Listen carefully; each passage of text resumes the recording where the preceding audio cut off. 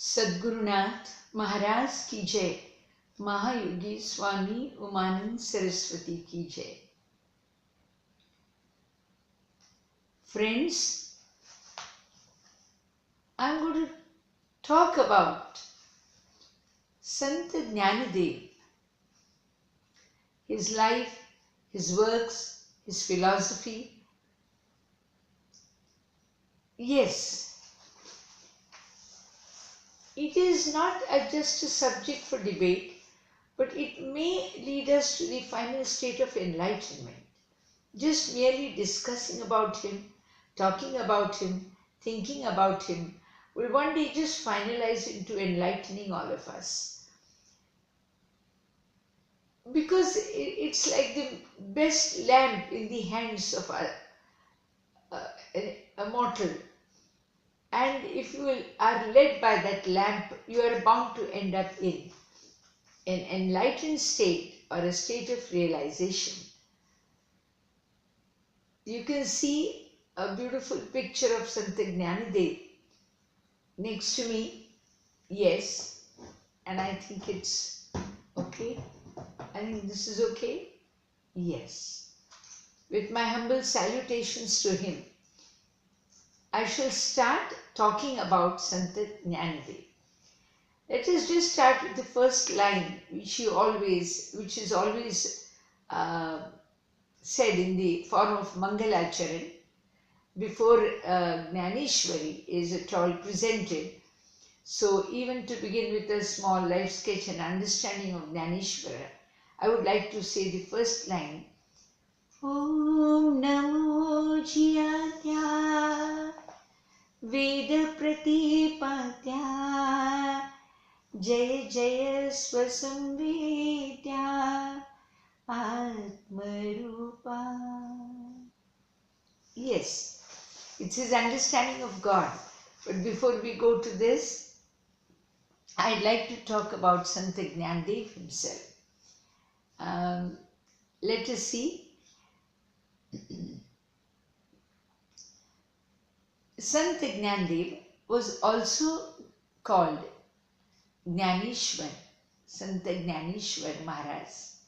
He was also called Mauli. He is also called Mauli. He was a 13th century Marathi saint, poet, philosopher and a yogi. Born in 1275 and lived up to 1296. He belonged to Nath tradition. He was a born Vaishnava, but he was initiated into a Shaiva school of thought. His masters belonged to Shaiva school of thought, that is Nath Sampradaya. But he blended the two of them very beautifully. He blended the two. It was like a Hari and Hara conflict which was there earlier. Hari is Vaishnava and Hara is Shiva. Hari Hara conflicted earlier, but under his path, they united very beautifully.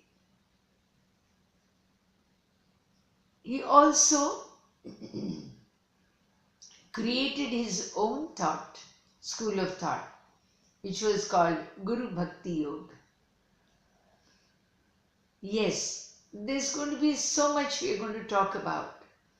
There are 9,000 couplets, and if God permits me, I would like to try and speak about every couplet in Dnyaneshwari.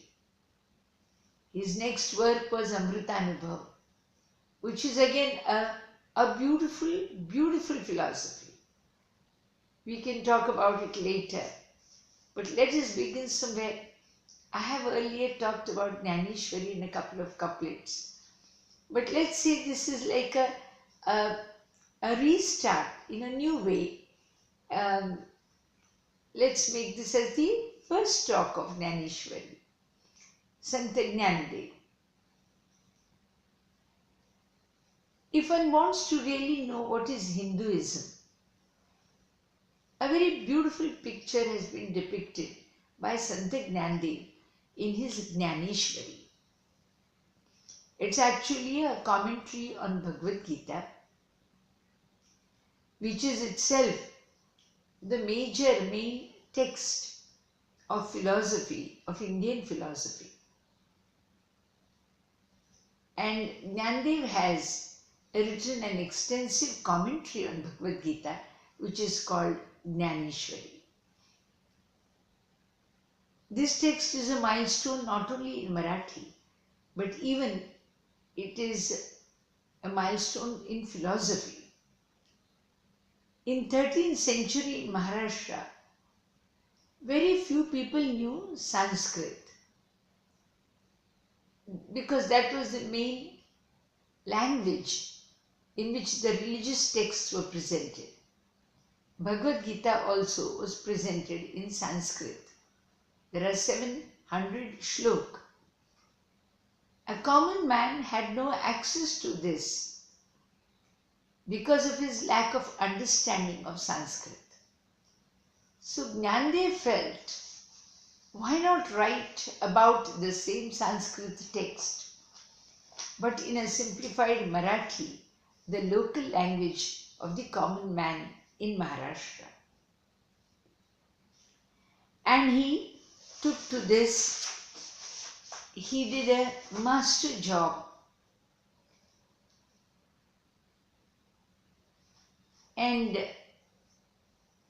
made it easy for the common Marathi man to understand Dnyaneshwari. Friends, he started talking about first, who was God? Of course, it's a text of philosophy, and the main subject is bound to be God. But he presented it very beautifully. Now all of us are familiar with Ganesh festivals. We are all familiar with Ganesh festivals in India. Here the Lord is made of various materials. The statue, the idol, is made of various materials. And of course, on the 9th day or 10th day, it is immersed in the waters. Jnandev also made his own Ganesha. But you will be surprised to know, he has made this Ganesha out of the scriptures of Indian philosophy. He has almost used scriptures, words, to decor the Lord. He is a rare Ganesha. Ganesha of Sant Jnandev is nothing but Indian philosophy incarnated in the form of Lord Ganesh. If you take sugar and make Lord Ganesh, you have, in USA and all, we have small logos and huge animal world is made out of logos. Yes, like that Sant Jnandev has used the scriptures and he has made Lord Ganesha out of scriptures. Of course, he has left it at an imagination level. He has not used a text and placed it for the hands and all. Yes, but he has said the hands are made of this, the waistband is made of this, and all those, what it is made of, were nothing but scriptures and world of words, and his Ganesha was nothing but knowledge incarnate. In a sentence, normally we have a subject, a verb, an object, an adjective, an adverb. What if all these 5 were nothing but knowledge? For example, subject is knowledge. Or you can say knower. Knower. So we have the subject is knower. Knower. Verb is verb of knowledge, knows. So knower knows. K-N-O-W-S. Knower knows. What does he know? Knowledge. Knower knows knowledge. That's object. Now we are going to try and insert adjective for knower. So we will say a knowledgeable knower. A knowledgeable knower knows knowledge knowingly. My God, that's something. That's something. Yes, a knowledgeable knower knows knowledge knowingly. Yes, all 5. We'll take a knowledgeable knower as a wise man. So we'll say wisdom itself knows. Yes, knowledge and knowingly. So if wisdom is God, again God wisely knows knowledge. My God, the wisdom wisely knows knowledge. It's beautiful, it's beautiful. So, if wisdom, we call it has knowledge, since both of them have knowledge. So, wisdom is equal to knowledge. Well, friends, go on. I have landed to a very sweet conclusion, so I wanted to do it. So, if wisdom has knowledge, can we say wisdom is knowledge? I think we can. So if wisdom, like is supposed to say God, so God has knowledge. Knowledge is the power which he has. We call it Shakti. So the knower's power is knowledge. Knower's power is knowledge. So God's power is goddess, and a God is wisdom. So can you imagine what is his power? His power is wisdom itself. What is the power? The Shakti. Therefore Shiva and Shakti are made of same substance, they say. Well, doesn't matter. It's just a little, just trying to understand who's Jnanadev's God.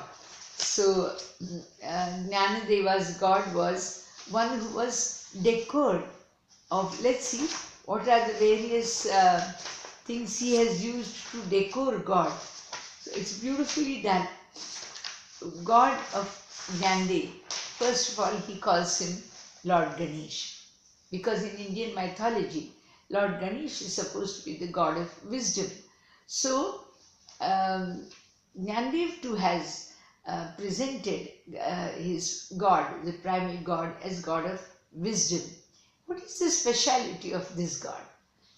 He appears in an individual as if it's himself.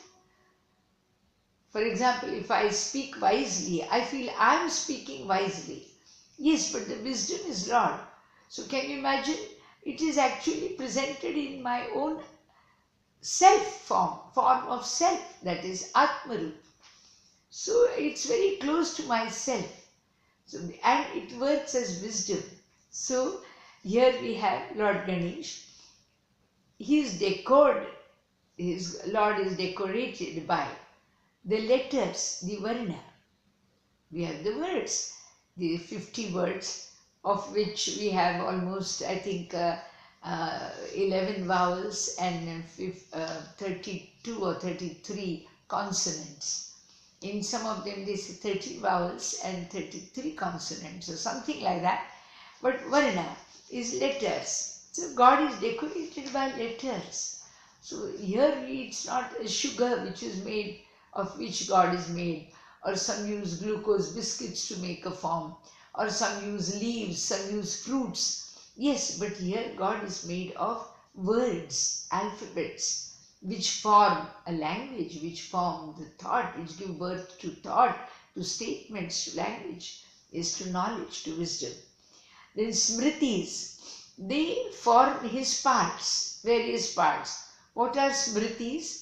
These are the remembered parts, like which are they are remembered ones of the Vedic text. Like we have Bhagavad Gita is an example of smriti.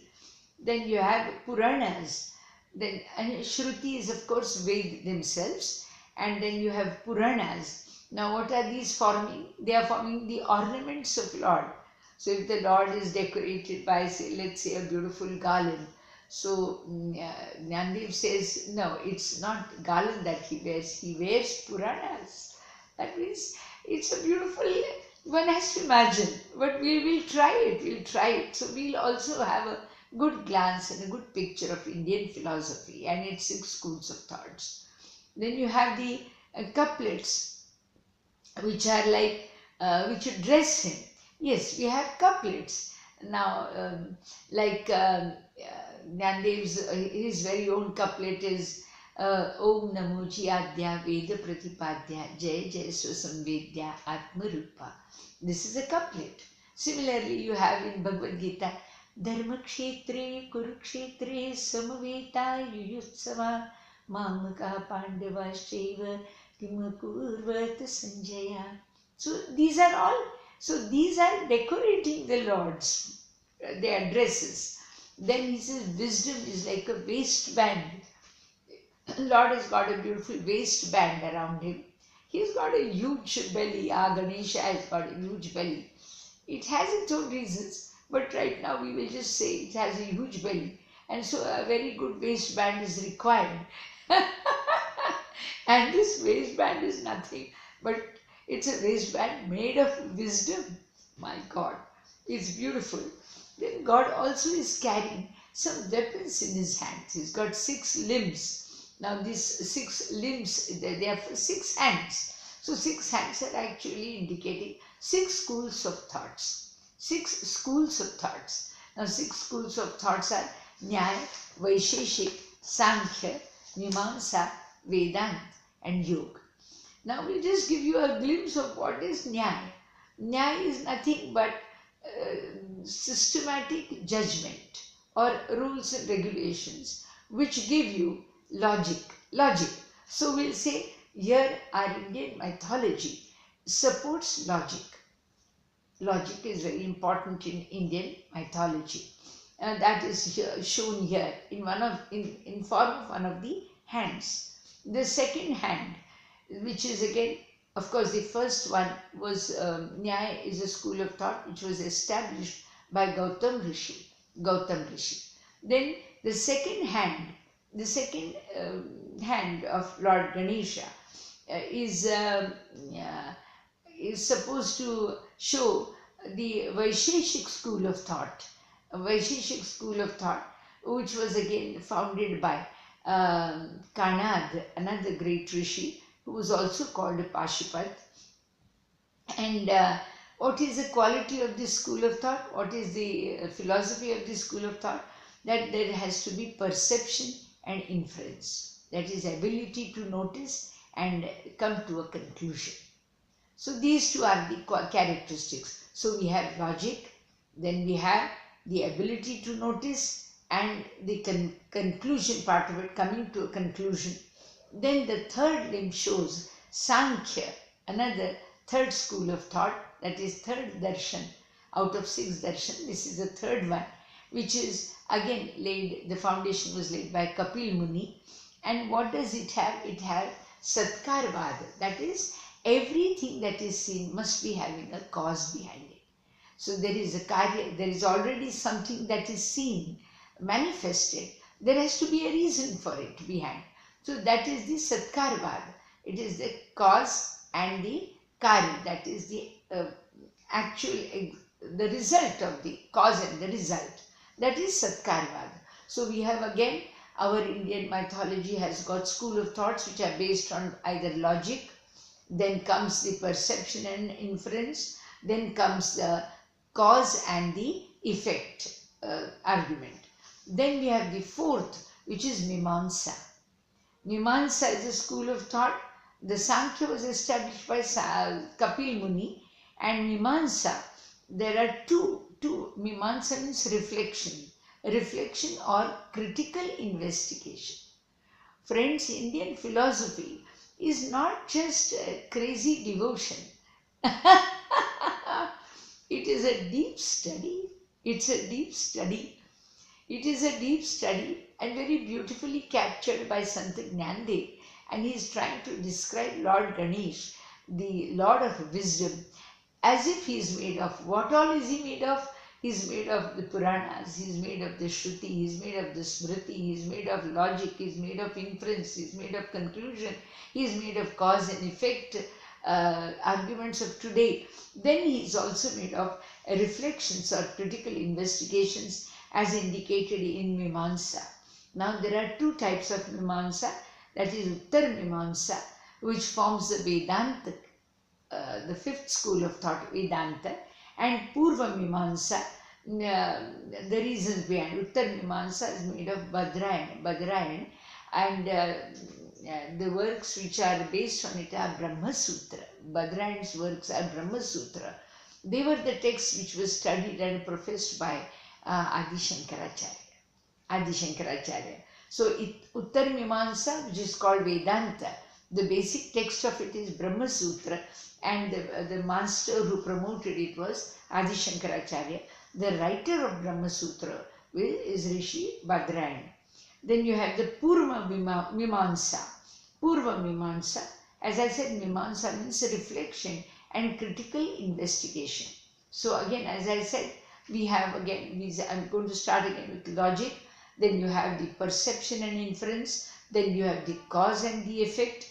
And then you have the critical investigations. And then you have the, obviously, the Uttar Mimamsa, which is Vedanta. And the next one is Purva Mimamsa, the foundation of which was laid by Gemini, and Vedanta, and that was Vedanta actually means the end of Vedanta. Yes, the entire thing was then concluded into texts which emerged as Upanishads, and we had the Vedanta and Yoga. But Vedanta were divided into three. First was the Advaita Vedanta, Vishishta Advaita Vedanta, and Dvaita. So there were three masters who promoted these three aspects of Vedanta. We have Advaita was promoted by Adi Shankaracharya, Vishishta Advaita was laid by Ramanuja, and Dvaita was by Madhvacharya. And of course then we have the sixth school of thought, that is Yoga of Patanjali Muni. Now what is Yoga? It is sort of a physical and spiritual practice put together to unite the mind, body and spirit. Now this our God Ganesha is made of so many things. Well, they are, you can call them, they are the very branches of Indian philosophy, and the qualities attributed to Indian philosophy. All are stated together by Jnandev in describing his Lord Ganesh, who appears in all of us as self. So I have begun with this, and I'm going to talk about what he has to further say about various topics. There are almost 147 subjects of Jnandev, but we will gradually touch each one of them. There is a very beautiful YouTube channel which is School of Life. I think it's a philosophical school, and they have discussed various philosophers, and I heard about Plato in that, and it gave me an idea how I could present Sant Jnandev, a great philosopher of India. And I hope I do justice to my Sant Jnandev, because at a very early age, at the age of 21, he retired from life. He gave up his life. It stays our duty to tell what best he contributed to the world, and let me be a part and parcel of one who is wanting to serve Sant Jnandev. I am Swami Radhikananda from Pune.